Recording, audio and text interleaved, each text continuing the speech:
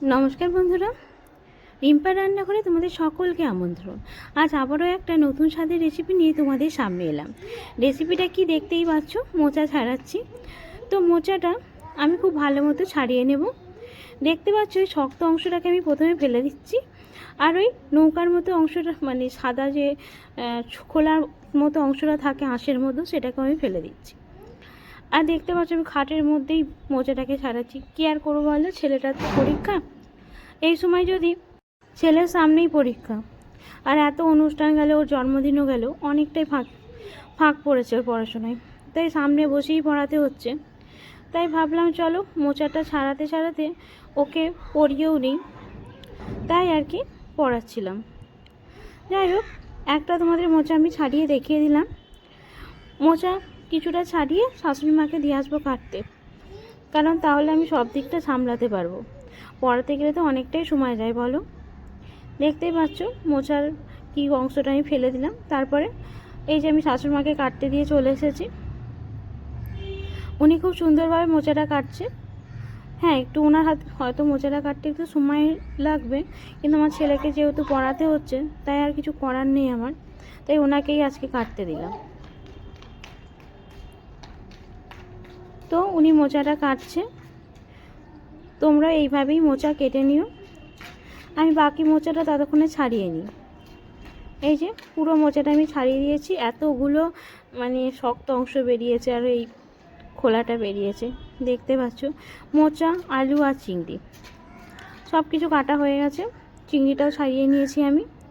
তারপরে চলো মোচাটাকে এবার সিদ্ধ করতে দিয়ে দিই। মোচাটাকে কড়ার মধ্যে আমি সিদ্ধ করতে দিয়ে দিলাম। সিদ্ধ করতে দিয়েছি আর লবণ হলুদও দিয়ে দিলাম। লবণ হলুদ দিয়ে সিদ্ধ করলে বেশ ভালোই লাগে, মানে লবণটাও মোচার সাথে খুব ভালো মতো মিশে যায়, পরে আর লবণটা অতটা দিতে হয় না। মোচাটা আমার সিদ্ধ হয়ে গেছে, এবার এটাকে নামিয়ে নেব।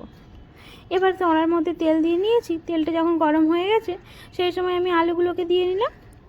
আলুগুলোকে দিয়ে নিয়ে একটু তেলের মধ্যে একটু লবণ হলুদ দিয়ে ভেজে নেব, কারণ একটু ভেজে নিলে না আলুগুলোকে এই ভেজে ভেজেই রান্নাটা করব। বেশ কিছুক্ষণ তেলের মধ্যে ভেজে নিই, তবেই বা পরেই বাকি মশলাগুলো দেব। বেশ কিছুক্ষণ যদি আলুগুলো আমি একটু ঢেকে ঢেকে ভেজে নিই, তাহলে আলুগুলো চটজলদি সিদ্ধ হয়ে যাবে।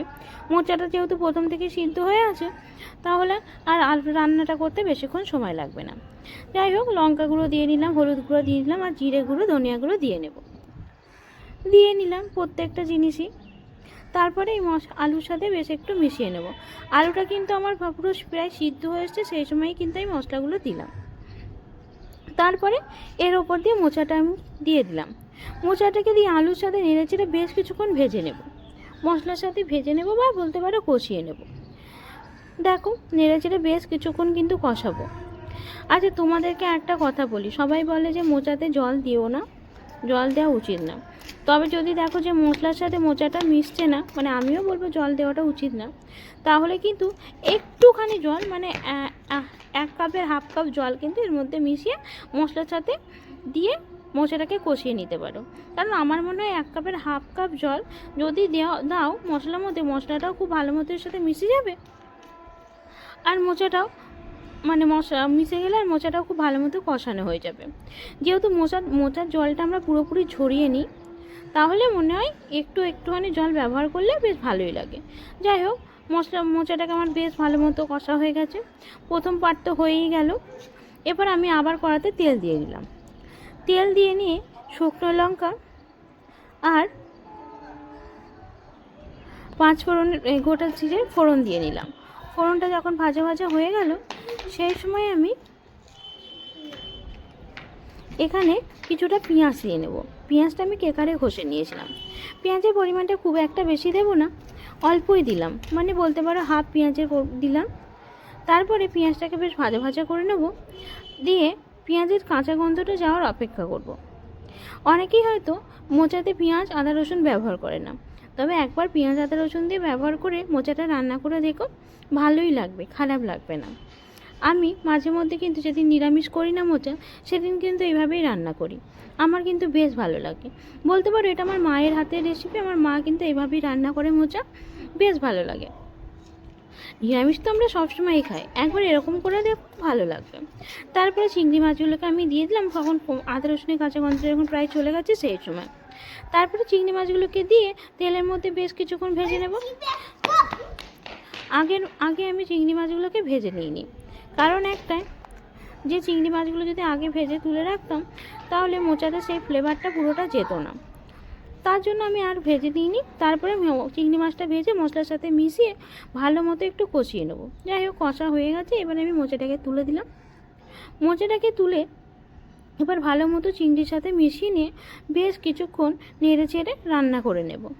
আচ্ছা, যখন মোচাটা করবে না, মানে ঢালবে না, সেই সময় একটু জল একটু যেন থাকে, তাহলে সেকেন্ড পার্টে যখন মানে তুমি রান্নাটা করবে চিংড়ির সাথে, তখন পুরো মোচাটা কিন্তু ভালোভাবে চিংড়ির ফ্লেভারটা মোচার সাথে চলে যাবে, আর মানে খেতেও বেশ ভালো লাগবে।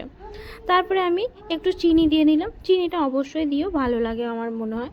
লবণ আর চিনিটা, ঝালটা যে যার পরিমাণ অনুযায়ী দিয়ে নিও।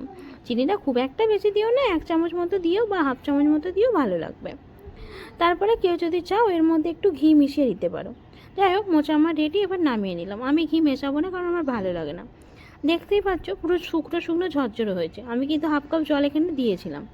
ব্যাস, আজ এই পর্যন্ত।